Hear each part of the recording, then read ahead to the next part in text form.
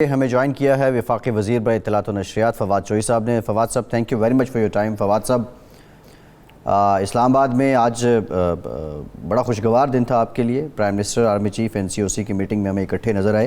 Updates کیا ہیں؟ جو ابہام تھے کیا وہ اب دور ہو گئے ہیں؟ اور سمری پہ بہت سے سوال اٹھ رہے تھے، کیا وہ موو ہو گئی ہے؟ نہیں، سمری تو میرے خیال ہے مل چکی ہے پرائم منسٹر ہاؤس کو۔ تازہ ترین جو خبر ہے یہ فرمائیں کہ فیصلہ آج ہو جائے گا یا مزید دیر ہوگی؟ روٹین میں ہو جائے گا جی انشاءاللہ، کوئی نہیں، باقی سارے ایشوز جو ہیں وہ ہو گئے ہوئے، تو یہ بھی انشاءاللہ ہو جائے گا روٹین۔ تو سمری میں کتنے نام ہیں فواد صاحب؟ حال صاحب یہ ایک روٹین میں ہو جائے گا، اس میں ساری ڈیٹیل میں جانے کی ضرورت نہیں ہے، بس انشاءاللہ تعالی۔ اچھا، افغانستان کے حوالے سے 24 یا 25 کو بھارت نے ایک میٹنگ بلائی ہے جس میں پاکستان کو بھی مدعو کیا گیا ہے، معید یوسف صاحب کو، سیکیورٹی ایڈوائزر کو۔ تو پاکستان نے کیا فیصلہ کیا؟ حکومت نے ایڈوائزر صاحب جائیں گے یا نہیں جائیں گے؟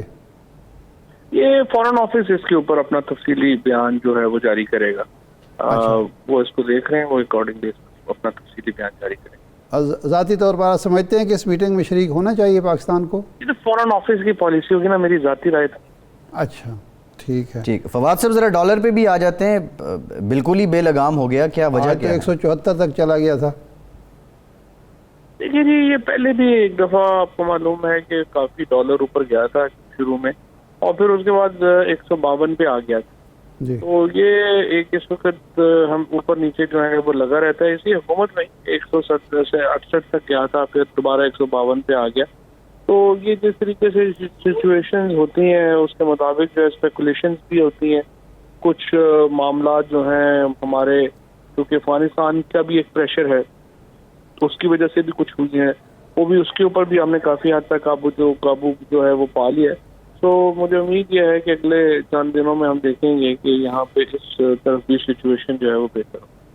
فواد صاحب، یہ افغانستان میں جو ڈالر کا ہے یہ سمگل ہو رہا ہے یا چینل سے جا رہا ہے اور اس کی وجہ سے ڈالر پر دباؤ آ رہا ہے، روپے پر دباؤ آ رہا ہے؟ کچھ اس طرح کی خبریں آئیں کہ افغانستان میں بھی ڈالر جو ہے وہ گیا ہے، اور اس کے اوپر اب کافی سختی جو ہے وہ کی گئی ہے، اور اب حالات جو ہیں وہ بہتر ہوں گے اس سارے معاملے میں۔ اور ظاہر ہے کہ ہماری جو ریمیٹنسز ہیں وہ بہت اس وقت ماشاءاللہ اچھی جا رہی ہیں، اوپر جا رہی ہیں، اور ان سے چیزیں جو ہیں وہ بہتر ہوں۔ فواد صاحب، پٹرول کی قیمتیں زیادہ ہونا، بجلی کی قیمتیں زیادہ ہونا، گیس کی قیمتیں زیادہ ہونا، ڈالر کے روپے کی قیمت کم ہونا، اس کی وجہ سے آپ سمجھتے ہیں، آپ سیاسی آدمی ہیں، حلقے کے آدمی ہیں، عام آدمی جو ہے بہت بے چین ہے اور عام آدمی پر مہنگائی کا ایک بوجھ بڑا ہے، تو بنیادی وجہ وہی ہے جو وزرائے کرام بیان کرتے ہیں کہ جی باہر مہنگائی بہت زیادہ ہے، لیکن عام آدمی تو اس سے متاثر ہو رہا ہے۔ کہیں نہ کہیں کوئی انتظامی کمزور انتظامی گرفت بھی اس کی ذمہ دار ہے؟ آپ کی جو حکومتیں ہیں صوبائی، ان کی گرفت ہی نہیں ہے معاملات پر؟ دیکھیے جی، صوبائی حکومتوں کا یا حکومت کا ظاہر ہے تیل گیس کی قیمتوں کے اوپر تو اس طرح سے کنٹرول نہیں ہے، اور اس وقت بھی اگر آپ اٹھا کے دیکھیں تو اس ریجن میں پاکستان میں تیل کی اور گیس کی قیمتیں ریجن میں سب سے زیادہ کم ہیں، چاہے آپ انڈیا سے کمپیریزن کریں، بنگلہ دیش سے کریں، سری لنکا سے کریں، تو ہماری جو اس وقت پر کیپٹا انکم ہے اس حساب سے دیکھیں تو پھر تو فرق اور بھی بڑھ جاتا ہے، کیونکہ ہمارے یہاں قیمتیں جو ہیں وہ بہت زیادہ اس وقت جو ہیں وہ باقی ریجن سے تو بہت کم، ہندوستان سے تو تقریباً ہماری جو ہے وہ بہت میجر فرق ہے اس وقت قیمتوں کا۔ دوسرا جو معاملہ ہے یہاں پہ دیکھیں نا، لوکل اب بیٹ تھا گندم میں اور آٹے کی قیمت میں مسلسل کمی آنا شروع ہوئی ہے۔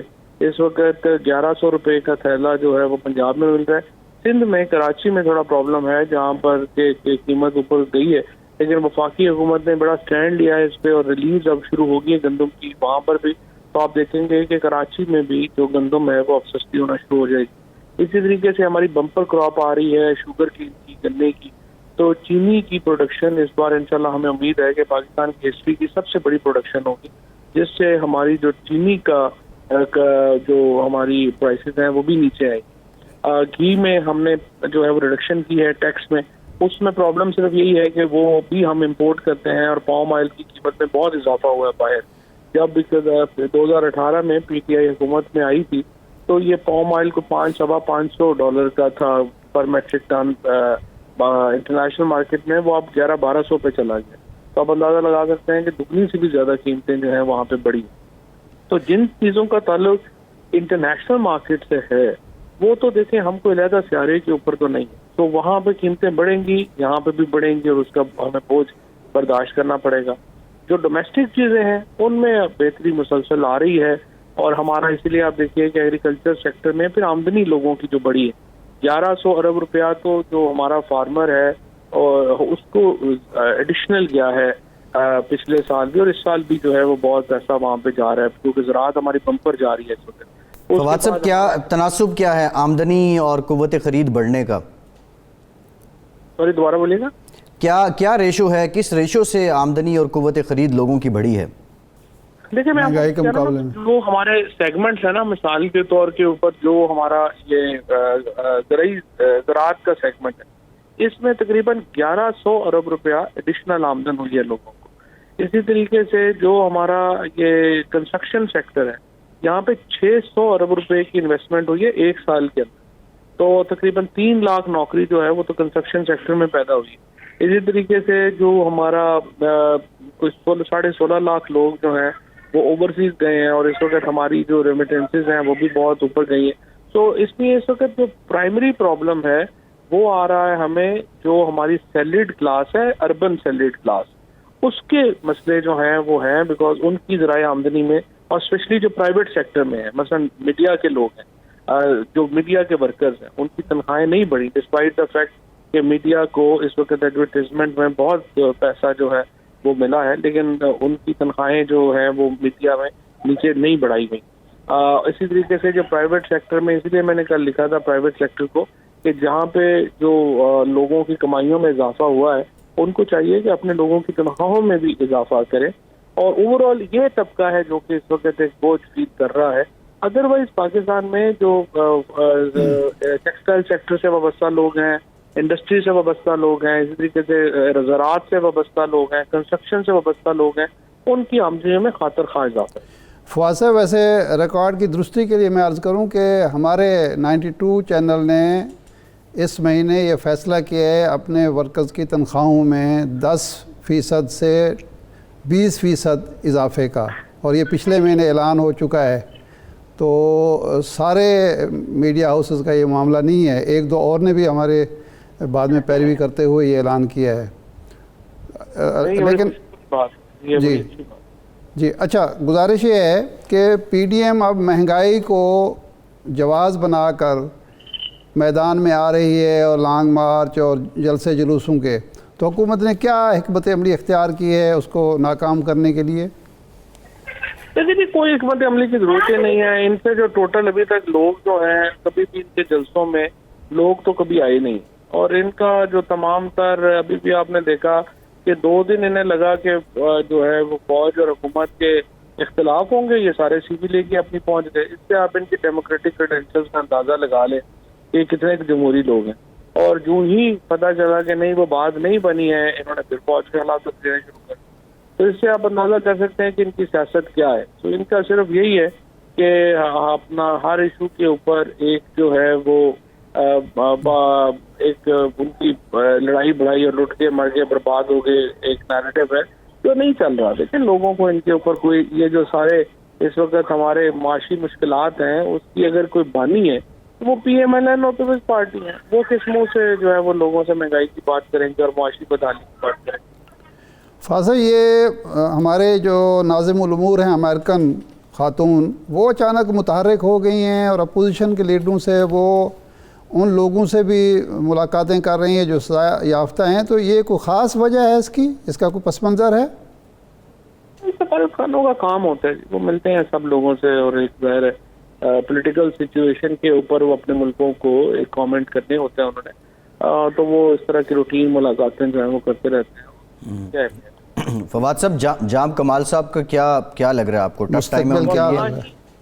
اور نہ ہی اس ریجن میں فرینکلی اب امریکہ کا اتنا بڑا انٹرسٹ ہے جتنا کہ ماضی میں ہم نے دیکھا ہے. اس طرح کا انٹرسٹ ہی امریکہ کا یہاں پہ نہیں رہا. وہ زیادہ تر فوکس چائنا کے اوپر فوکس ہیں، اور کوئی وہ اتنا زیادہ ان کو یہ پہلے افغانستان میں ان کا انٹرسٹ تھا، تو افغانستان سے ان کا انٹرسٹ جو ہے وہ ڈی جنریٹ ہو گیا. ہم بلکہ چاہتے ہیں کہ امریکہ جو ہے وہ افغانستان کی تعمیر نو میں ترقی میں اپنا حصہ ڈالے، بیکاز ان کی وجہ سے معاملات خراب ہوئے ہیں. حالت تک جو افغانستان پہنچا ہے اس میں امریکہ کا بہت بڑا ہاتھ ہے، تو اب اس طرح ہاتھ نہ کھینچیں. فواز صاحب نہیں، انٹرسٹ کی بات تو ہے. جب ہم چائنا کے دوست ہیں، اسٹریٹجک پرنسپل اسٹریٹجک پارٹنر ہیں، اور ہم پر الزام تراشی یہ بھی ہو رہی ہے کہ افغانستان میں جو صورتحال پیدا ہوئی ہے وہ ہماری ہے، اور بھارت امریکہ کے قریب ہے، تو انٹرسٹ تو موجود ہے. لوگ اس پس منظر میں ان ملاقاتوں کو دیکھ رہے ہیں.